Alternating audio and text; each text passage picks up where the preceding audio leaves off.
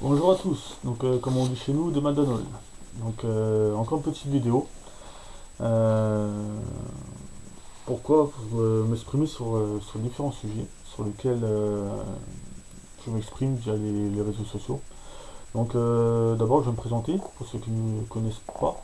Donc je m'appelle Jonathan Lebris, je suis plus connu sous le pseudonyme de Corrigan des Bois.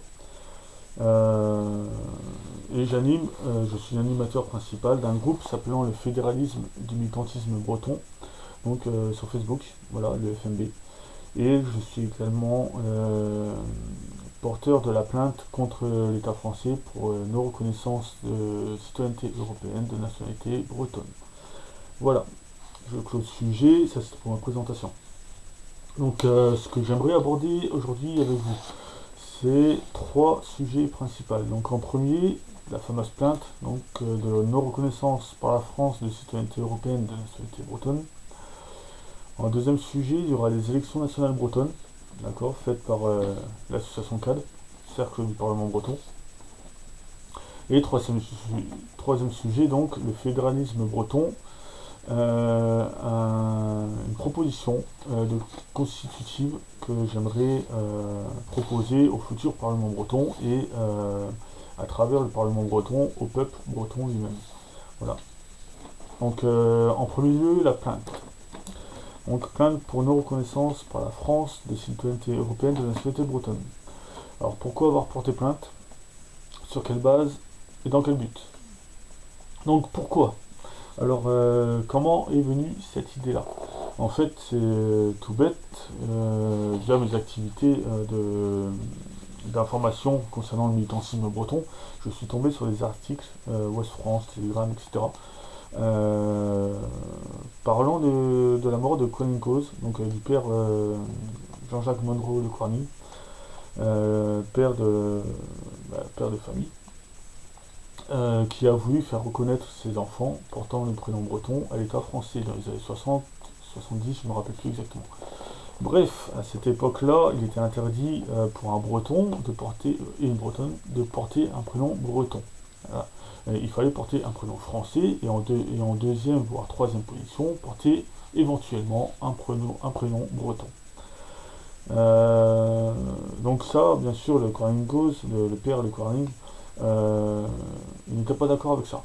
Donc il a réclamé à la France le droit pour ses enfants de porter le prénom breton.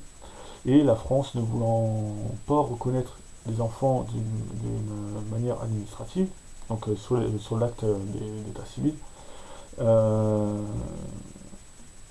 le père de Corning a porté l'affaire en droit international au travers du tribunal de la Haye et de la Cour européenne des droits de l'homme. D'accord.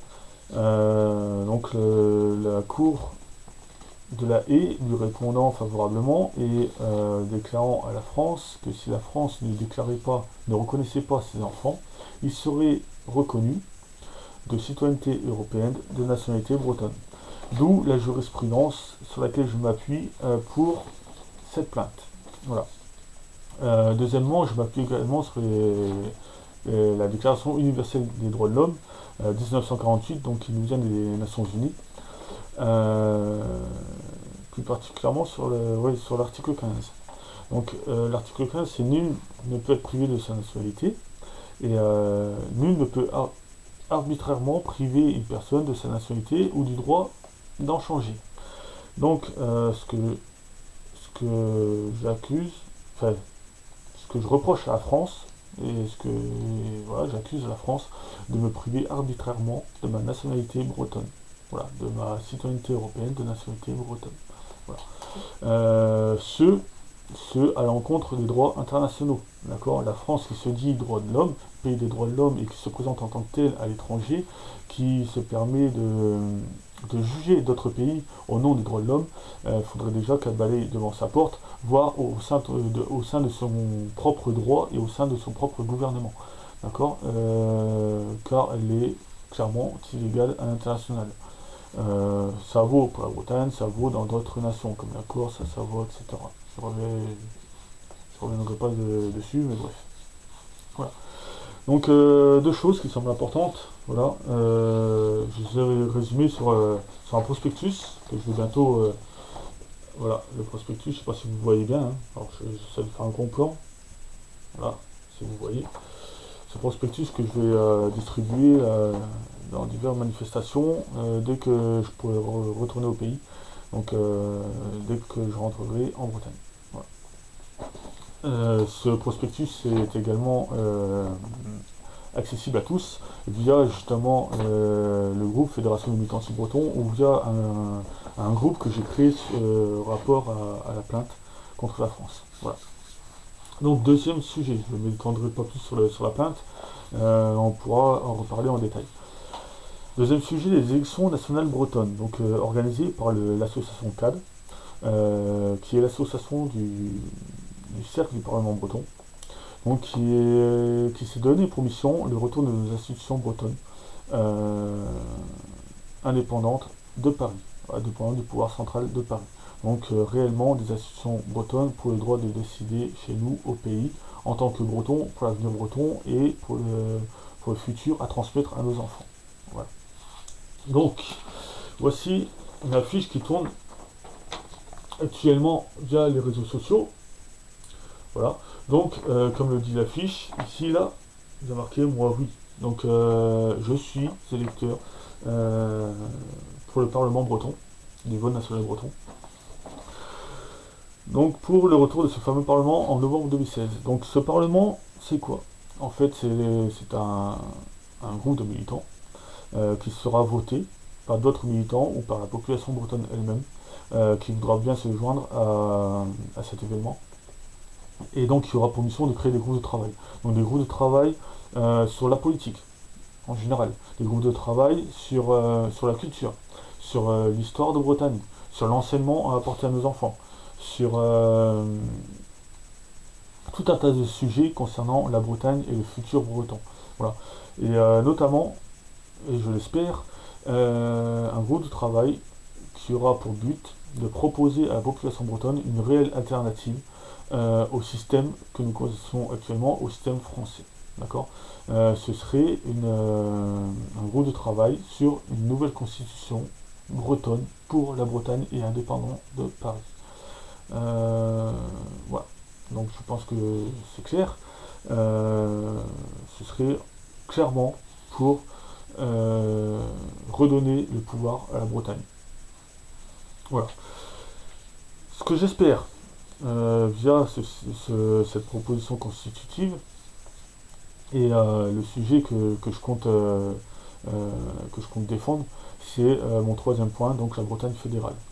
Alors Bretagne fédérale, c'est quoi? En gros, c'est fondé, selon ma vision de la chose, c'est fondé sur le système suisse, qui est une confédération, mais qui serait modifiée suivant la vision bretonne, d'accord, en incluant les états généraux de Bretagne, en incluant nos particularités en tant que Bretons, etc. Et notre vision des choses pour la Bretagne. Voilà. Donc, ce serait un système fédéral que je proposerai bientôt au Parlement dès qu'il sera créé. Donc fondé sur la constitution suisse. Voilà, je ne vais pas trop m'étendre sur le sujet, mais en gros ce sera mon envie à travers ça, c'est d'en finir avec le clivage droite-gauche qui nous est imposé par le système français. Ok, enfin voilà, soit on est à droite, soit on est à gauche, on est peut-être centriste, on est d'extrême droite, on est d'extrême gauche, quoi qu'il en soit, la population est divisée par ça. Ok, on est tous en train de se taper sur la gueule pour le simple souhait de vouloir vivre correctement chez nous. Voilà. Je vois pas pourquoi on devrait se taper sur la gueule alors qu'il suffirait simplement de nous écouter les uns les autres. Ok, écouter les différents points de vue, en discuter, en parler, peser le pour et le contre, et décider par un vote. Pas par un vote des autorités, mais par un vote de la population elle-même. Par voie référendaire ou par un vote direct de la population. Ok.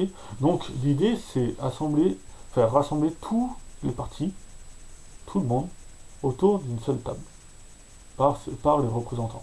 Donc des représentants de droite, des représentants de gauche, d'extrême droite, d'extrême gauche, des centristes, des indépendantistes, des régionalistes, des séparatistes, etc.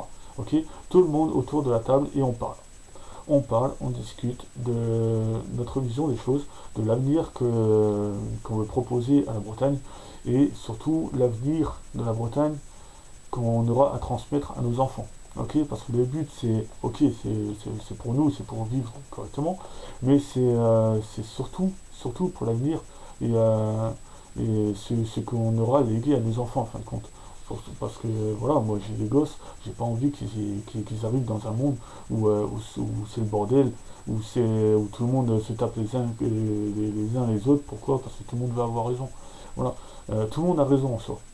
Tout le monde a sa vision des choses et tout le monde a raison en soi. Il suffit de s'écouter, il suffit de savoir entendre la personne, de savoir comprendre la personne, d'analyser ce qu'elle dit et, et d'émettre une opinion, d'émettre sa propre opinion. Voilà. Une fois que tout le monde a parlé, une fois que tout le monde s'est exprimé, il suffit de voter. De voter. Alors le vote, c'est pas un vote qui est plus important qu'un autre. C'est que tu sois chômeur, que tu sois simple ouvrier, que tu sois patron, que tu sois scientifique, que tu sois politique, que tu sois artiste. Un vote est un vote. Quel que soit le domaine où tu exerces, le vote il est équitable pour tous. D'accord? Un vote reste un vote, quoi qu'il en soit. Donc c'est pour ça que je prends le fédéralisme et le vote direct par voie de référendum pour que tout le monde puisse s'exprimer de la même manière. D'accord? C'est pas un politique qui va représenter un groupe de personnes. C'est chaque personne qui va donner sa voix et en fin de compte, on va compter les voix et c'est le plus grand nombre de voix qui décidera. D'accord? Via la, via le, la population, euh, via le ressenti de la population. D'accord? C'est la population qui doit voter des choses. C'est pas comme le système oligarchique français à dire ok, vous avez voté des représentants, les représentants vont voter pour vous. Ils vont tout faire pour vous. En gros, enfin, voilà, je pense que depuis les gamins, on n'a plus besoin de nounous ou de personnes qui va gérer pour nous en fait. On est chacun tous adultes, on est tous à même de penser, à même de réfléchir, donc à même de s'exprimer. Voilà. Donc d'où le vote direct de la population. Voilà. Bon, je pense que j'ai fait le tour. Donc je rappelle quand même les titres. Donc je voulais parler avec vous justement de tout ce qui était la plainte pour une reconnaissance par la France de notre citoyenneté européenne de nationalité bretonne. Car la France est illégale à l'international, ça elle oublie de le dire, elle oublie bien souvent de le dire évidemment, mais dans les faits il suffit de s'informer un minimum sur les droits internationaux pour le savoir, pour s'en rendre compte. Voilà, donc ça je tenais à le dire et je tiens à le souligner. Ok, la France est illégale à l'international, elle est illégale en Bretagne, il faut le savoir. Voilà. Donc deuxième titre, les élections nationales bretonnes. Donc chose très importante pour voir le retour d'une démocratie réelle en Bretagne.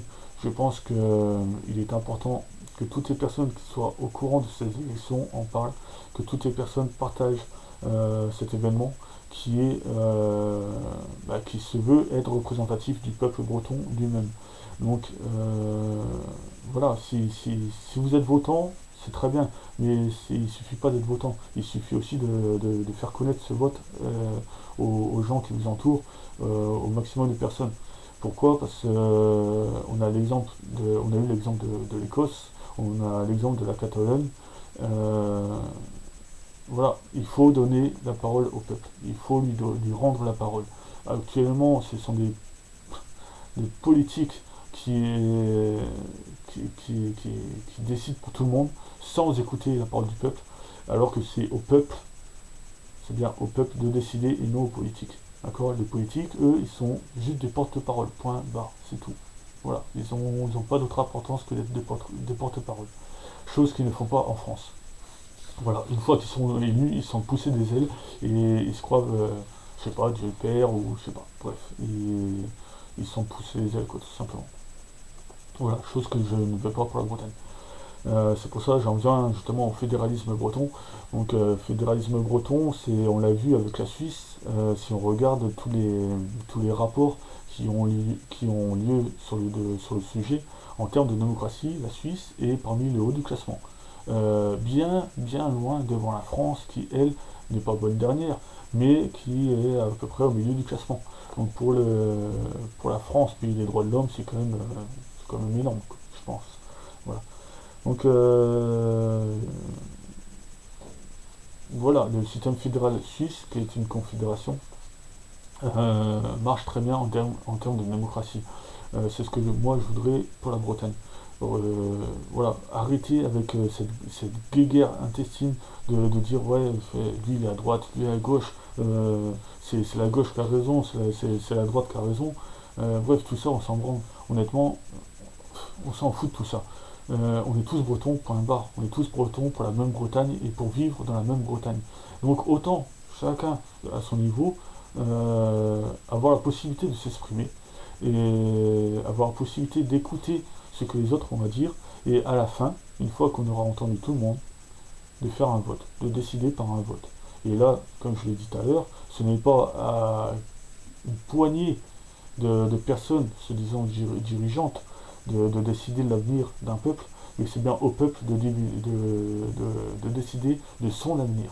D'accord. Donc c'est à chacun de voter.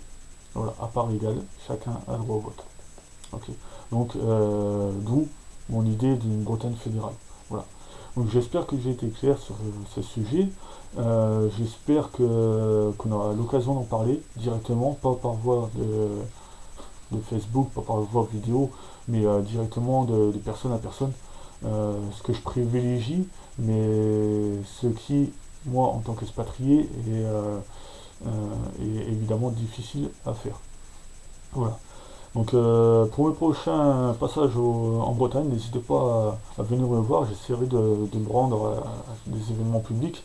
Et si vous me croisez, bah, venez me voir, venez me parler, venez dire ce que vous pensez, en bien ou en mal. Hein, je dis pas que je suis Dieu le maître, moi comme je dis souvent, je suis un simple jardinier. C'est vrai, en plus je suis paysagiste. Donc il y a certaines personnes qui disent ouais tu portes plainte pour la Bretagne, c'est très bien, il faut des mecs plus comme toi, etc. Alors oui, il faut des militants, oui, mais seulement il ne faut pas être polytechnicien pour être militant, il ne faut pas être juriste. Regardez-moi, je suis un simple jardinier, il suffit juste de s'informer un minimum sur le droit des Bretons pour savoir que la France est illégale chez nous. Voilà, elle ne respecte pas le droit international, et encore moins les principes des droits de l'homme. Voilà. Donc il faut remettre les choses en place et ne surtout pas avoir peur de dénoncer cet état de fait. Voilà. Aujourd'hui, moi, j'ai pas peur de le dire, je suis indépendantiste breton pour une Bretagne indépendante. Euh, c'est pas que j'aime pas les voisins d'à côté, j'ai rien contre les peuples français, hein. Le ou les peuples français d'ailleurs. J'ai rien contre eux. Ce que j'en veux, j'en veux la politique française. Voilà, qui ne reconnaît pas ses torts, qui ne reconnaît pas le droit international de nos peuples à exister. Ok. Pour moi, la France est illégale à l'international et elle est illégale chez nous. Et ça, il faut le dénoncer. Donc c'est ce que j'essaie de faire par cette plainte, c'est ce que j'essaie de faire par les réseaux sociaux. Je n'ai pas peur de dire que je suis un indépendantiste breton. Non, non parce que j'aime pas les Français. J'ai rien contre la France. Ce que j'en veux, c'est la politique française. C'est différent. J'en veux pas à la population, j'en veux à leurs dirigeants, qui nous manipulent, etc. Et d'ailleurs, le peuple français, s'il existe, euh, le peuple français bah, subit, comme nous, tout comme nous, l'ingérence de leur politique. Voilà. Donc, voilà, je pense que j'ai fait le tour de ce que j'avais à dire. Et bah, j'espère que, voilà, que j'aurai des échos de cette vidéo et que ça mènera sur d'autres débats euh, afin que je puisse confronter ce que je pense moi avec ce que vous pensez vous, qu'on puisse discuter ensemble et qu'on puisse voir pour l'avenir breton ce qu'on peut envisager. Voilà. Sachant que le combat qu'on mène aujourd'hui pour la Bretagne il y aura des répercussions également chez nos amis corses, chez nos amis sarvoisiens, comme les répercussions qu'ont eu le référendum en Écosse et les votes en Catalogne. Voilà, ce sont des grosses avancées au niveau démocratie et sur lesquelles je pense qu'on peut s'inspirer en Bretagne via justement le vote qui a été initié par le CAD, donc ce fameux vote des élections nationales bretonnes, tout simplement pour rendre la démocratie en Bretagne. Voilà. Donc, si vous en avez marre d'être trahi par les partis jacobins, ben, je vous invite tous à d'une part voter les partis bretons déjà existants, et deuxièmement ben, participer à ce vote pour rendre la voix au peuple breton. Voilà. Donc j'espère que j'ai été clair sur ces sujets-là. J'espère que, ouais, que je suis clair, quoi. Et bah, je vous dis à bientôt. J'ai hâte de revenir en Bretagne et de pouvoir parler avec vous directement. Et bah, comme on dit chez nous, hein, Kenavo avec Chal. Donc bah, au revoir et à bientôt, quoi. Merci, au revoir.